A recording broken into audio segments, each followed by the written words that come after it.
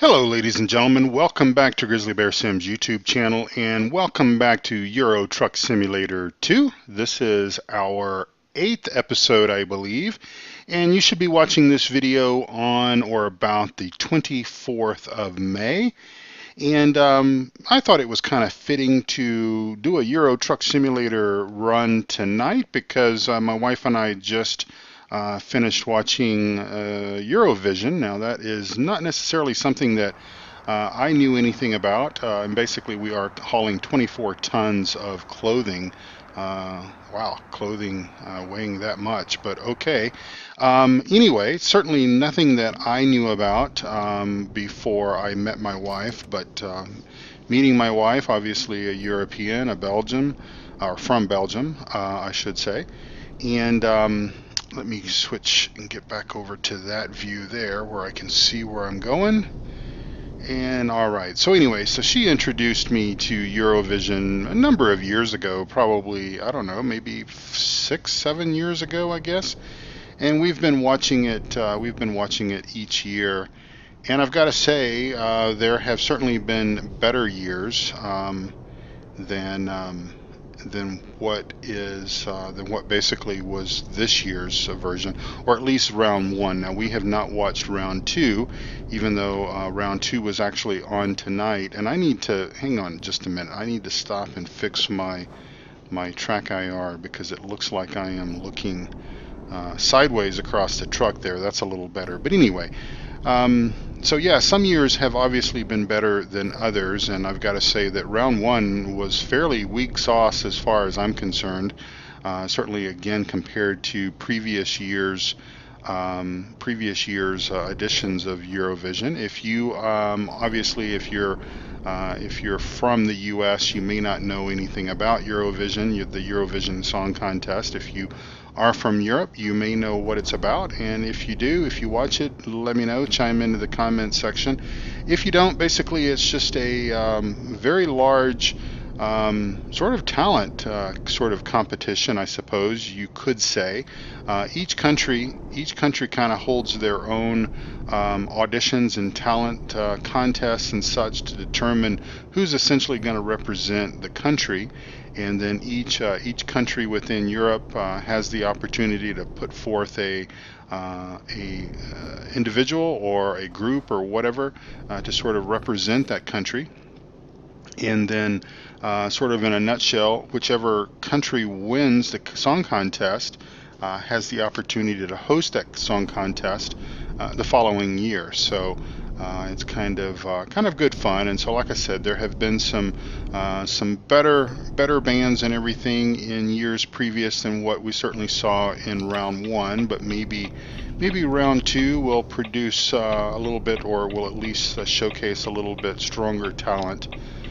So essentially we are still in Italy, and we are moving up the sort of, I guess well, I don't know which direction it is. I suppose we can pull up the map again and I can look, guess that would be the eastern side of the boot up to Pescara, I guess is maybe how that is pronounced, and it's about a 309 kilometer trip, and we'll get there whenever we get there, I suppose. And again, we are hauling some clothing, about 24 tons if my memory is correct. And yeah, so this is obviously on the new gaming rig, the new the Beast version 5 is what I've been calling it. This is the first opportunity that I've had to actually play Euro Truck Simulator on the Beast version 5. I did do a couple of jobs, just some quick jobs, just to test to make sure that ATS was going to work okay. I really don't know if there's much difference in the performance of ATS and ETS2. I think initially when ATS came out, it was a little bit more of a dog than it possibly is now. I think that, obviously when anything new comes out, there are some pain, I guess, some pain moments for all of us. I'm sure the developers experience it as well initially with things. And of course, we could always argue and think, well, why don't the developers find these issues, and why do they put out a game that has some mini performance issues and then correct it a week or 2 weeks or a month or whatever later with a patch? Well, I don't have the answer to that. I'm sure that these developers are working on a timeline, and they've got bosses, and those bosses have bosses, and those bosses maybe have some shareholders or folks that are sort of responsible for helping to fund things and everything, and so they've all got to answer to those things and say that yeah, you need to release on a specific date and time and everything, regardless of what it's like. And who knows, maybe also coming up onto a particular release date, developers are making a few changes and whatnot, and maybe they don't have the time to thoroughly address it all with some testing and everything, or they just figure, okay, well, we're going to keep the bosses happy because that's what we need to do, and we'll continue to work through our development cycle and release a patch that'll address the issue a week or two later. And I suppose for me, my own personal feelings of these things, and keep in mind that while I'm not a software developer and I don't really have anything to do with the product that my company happens to sell, or any of the products that my company happens to sell, it's all business related software, by the way, even though I don't have anything to do with any of that, I do know that from time to time, try as hard as we might, things do get out the door that are probably not ready for prime time, and again, it's just kind of trying to please the folks, the powers that be, the bean counters and all those kind of people. So it is what it is, and as far as my opinion is concerned, as long as they do make it right, then I don't really have too much of a problem with it, especially if it doesn't destroy something, if it doesn't destroy my system or whatever. Speaking of which, I had asked in one of the previous, not on the Tazewell County final episode, but on, I believe, the number 12, episode number 12 of Green River. And if you're watching that series, then I asked this question about what folks do as far as Windows updates and stuff are concerned. And of course, my main involvement with Windows 10 comes from the corporate side of things, and of course we have it locked down to where that we basically receive the updates from Microsoft, and we do our own internal testing and everything before we push the updates out to our client machines, our user machines. But I was asking the question what you folks do on a regular basis, and I'll go ahead and talk about this a little bit in this episode, because I might have some folks that don't typically watch my farm sim videos that may watch my trucking stuff, and vice versa.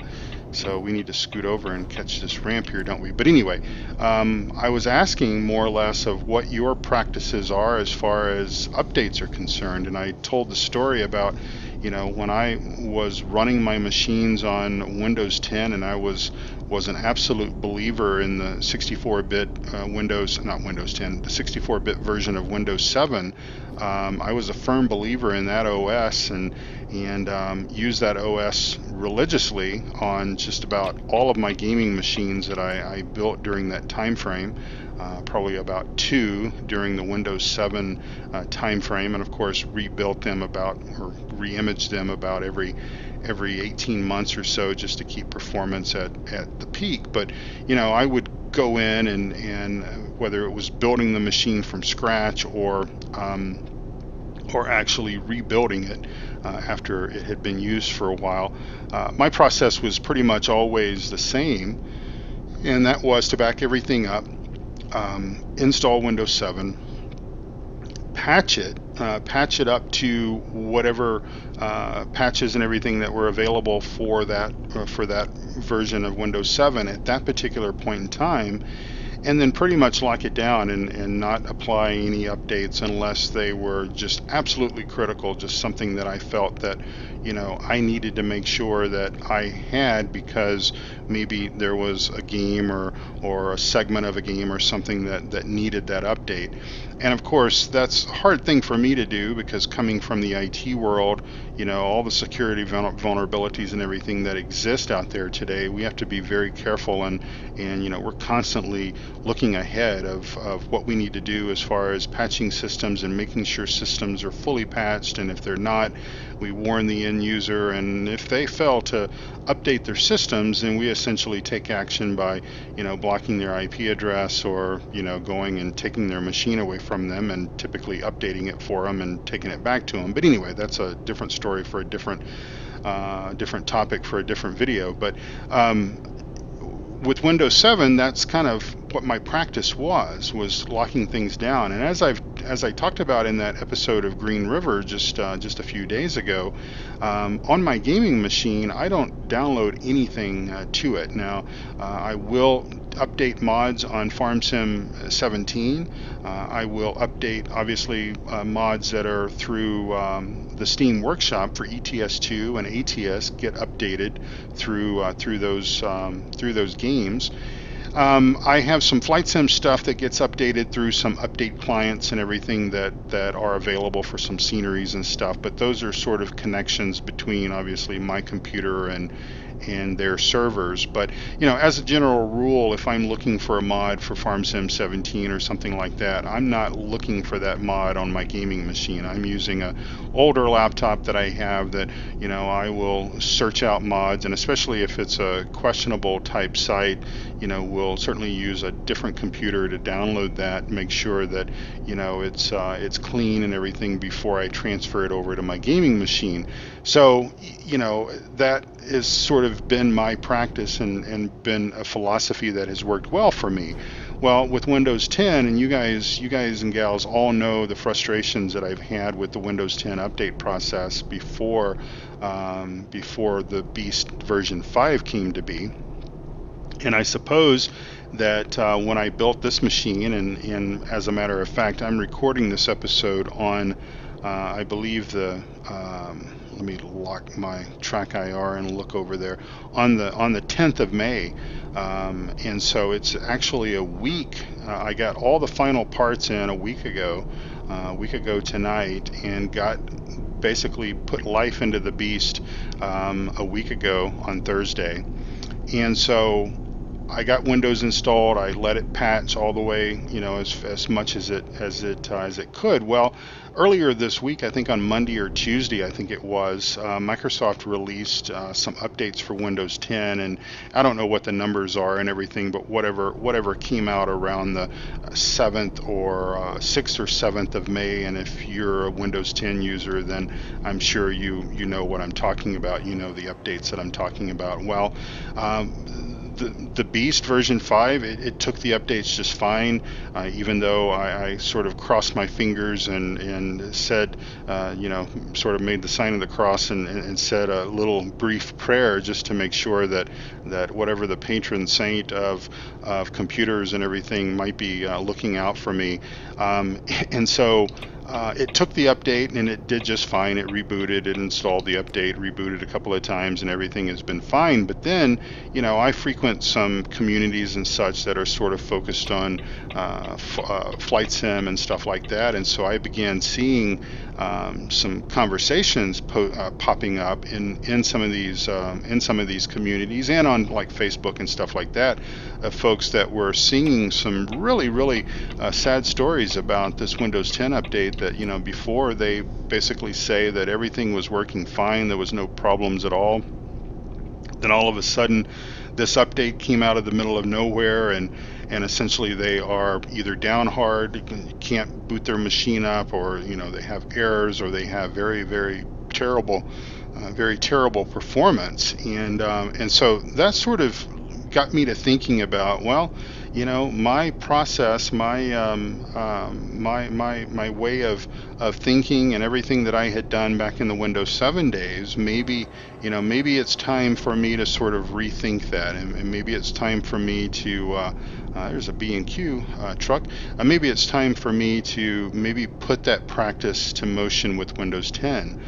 So I asked in this episode of Green River what your practices were, and encourage you to leave a comment and everything down below the video. And of course, that video has not aired yet, so you guys haven't seen it.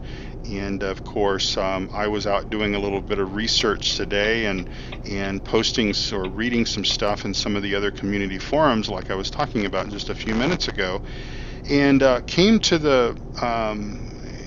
across some information that it appears, and I did not know this, because again, my main experience with Windows 10 is our corporate image that we use, and it's a little different.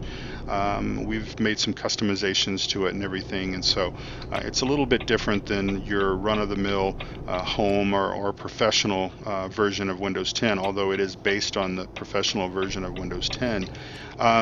And I have come to learn that it appears, and again, I say appears because I really didn't do a whole lot of research into this, but from what I was reading, I'm certainly left with the impression that there really is no permanent way, as it was in Windows 7, to block the Windows update process. Now you can go in and you can kill the service, you can kill the update service, and that will work temporarily, but basically that update service will re-engage itself at time of reboot. And I guess you could also go in and say, well, you can download the updates, but just don't apply them, just don't install them.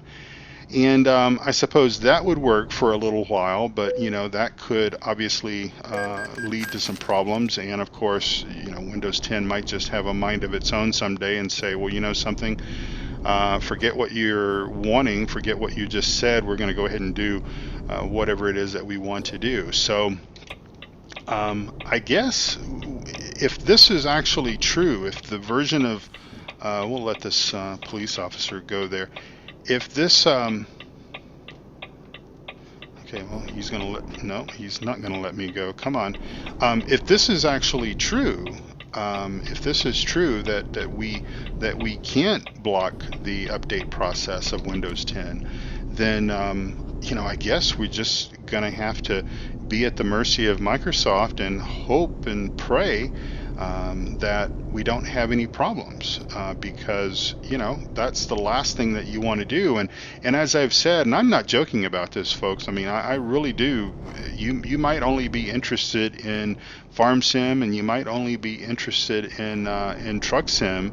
You may have no interest at all in flight sim, but I invite you to go out, look at my mod spreadsheet, go to grizzlybearsims.com, click on the add-ons and mod directory, then down at the bottom of that spreadsheet, click on the prepared, the P3D tab, and look through that list.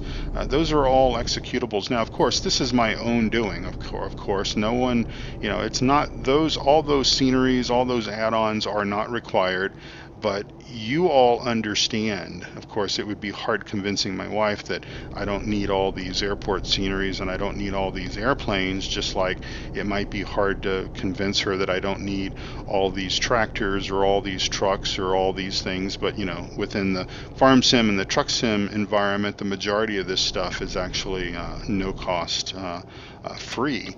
But it's all the eye candy, it's the immersion, it's the stuff that I really truly enjoy, but it takes time. These are not just mods that you drop into a mods folder and activate in the game. These all have executables. Many of these are quite old releases that have patches that have to be applied, and the patches have to be applied in a specific order. And so when I say that, I've got hours into, where are we going? We're going up here just a little ways. I've got hours into the whole process of getting things going for Windows 10 and Flight Sim and everything else. I'm not exaggerating at all. Is this where we're going? Close, cargo truss, Yep, this is it. All right. Well, I was doubting myself, but no need to doubt myself. I think I had the right idea. Now, where are we going with this load? Let's see. Do we have we should have some cones or something. So it looks like it's in the back. All right. Anyway, so I guess as I was saying, I guess we're just going to be at the mercy of the Microsoft Windows 10 guides to find out if we're going to be, safe when these updates come down, because I really don't know what else to do, and unless I'm missing something, and if I am, please let me know if you guys know a trick or something. And I would certainly be interested in knowing that, just so that I can sort of protect my system and everything. Well, folks, this is maybe a short video, about 21 minutes long, but hey, we got a job delivered, and we did it excellent. That's what we always strive for, moving right on up in the ranks here in my career profile. This is my original profile from the very first days of playing this wonderful game. And so thanks for watching, and I hope you all enjoy my video still. I hope I'm able to provide some information, commentary to you. Hopefully I don't repeat myself too much, and hopefully you're enjoying everything. And we're going to continue, I think, on up the coast. Well, I say coast, but up this side of the boot, try to find jobs and make our way up into the upper thigh portion of Italy, and then we'll decide where we're going to go from that point forward. A lot of these roads I have explored, but a lot of them I have not. Keep in mind, I've sort of dabbled between this profile and then a multiplayer profile. So my multiplayer profile, I've probably done a lot more driving on multiplayer, but that presents a whole host of other problems and everything that I'm sure you all are aware of. But we'll make our way up into Europe, and maybe get over across the North Sea over here into Great Britain and explore some of these areas. And Ireland is pretty much all new. This area over here, Dublin, Belfast, this is all new up here, and I think part of ProMods, obviously, but nonetheless, it's places I've not been. I don't know if what island this. I don't know if this is the Isle of Skye or what, but we'll get over there, take a ferry over there, check out some of that stuff as well. So we'll move on, keep moving the chains down the field, as I like to say. But until then, I hope you all have a wonderful, wonderful week. For those of you in the U.S., Memorial Day is coming up. Actually, this coming Monday, so just after this coming weekend will be the long holiday weekend, the 3-day weekend that we all have been looking forward to for such a long time, myself included. And regardless of what you are doing, we will come together for one more video of Green River before the long 3-day weekend. But I just want to take the opportunity that if you are traveling, if you're going to be out and about with your family and friends over the Memorial holiday weekend, please take care of yourselves. Please be careful. Don't drink and drive, all that kind of stuff. And if you're not in the U.S. and you don't know what Memorial Day is all about, I suggest you look it up. And regardless of where you are in the world, I hope that you have a safe upcoming weekend.